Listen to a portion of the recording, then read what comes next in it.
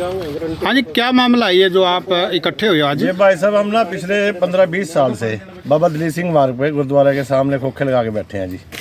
अपनी रोजी रोटी चला रहे हैं, परिवार पाल रहे हैं।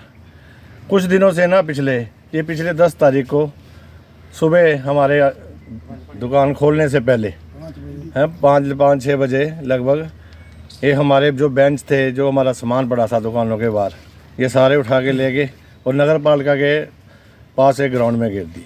ठीक है, उस दिन से ये हमारी दुकानें नहीं खुलने दे रहे। फिर हमने कोर्ट का सहारा लिया, कोर्ट ने हमें स्टे दिया। उसके बावजूद भी इन्होंने आज हमारी दुकानों के बाहर मलबा शटर बिल्कुल ब्लॉक कर दिए हैं जी, भी हम खोल ही ना पाए। सारे परिवार भूखे मरने की कगार पे हैं जी। किसी ने फीस भरनी है, किसी ने माँ का इलाज करना है, कहाँ जाएँ जी। जबकि कोर्ट ने ये कह रखा है अगर इनको यहाँ से उठाना है ना तो इनको पर्याप्त जगह दी जाए जहाँ इनकी जीविका चल सके जी। कोई आपको नोटिस दिया किसी उसका? नहीं, फिलहाल की कोई नोटिस नहीं है जी। फिर कौन है ये लोग जो आपको उठा रहे हैं? ये कुछ चंद शरारती तत्व हैं जी। वो आप गुरुद्वारे का सहारा लेते हैं जी।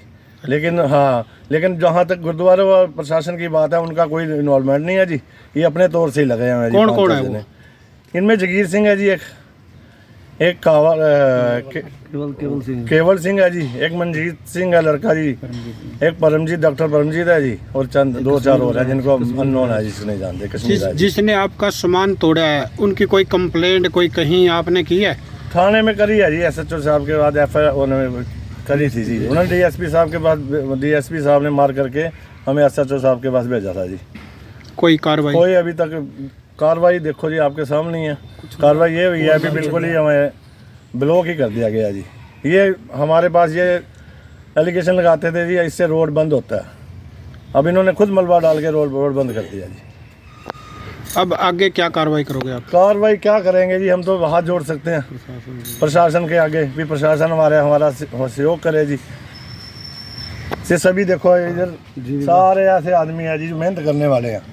कोई किसी को ऐसा कुछ नहीं है।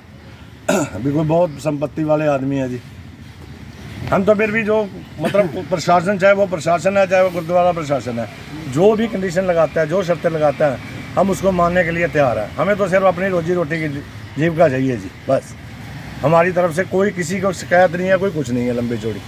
अगर हमारी रोजी रोटी चलती हो, हमें कुछ किसी से लेना देना नहीं है। हम किसी के खिलाफ नहीं है। और बापू ने कहा था ये शेड तार दो, हम आपका सोल्यूशन कर देंगे। उन्होंने जो कहा, हमने शेड भी तार दिए ऊपर से, फिर भी हमारा सोल्यूशन नहीं करे। उल्टा उन्होंने बजरी पत्थर सारा कुछ घेर के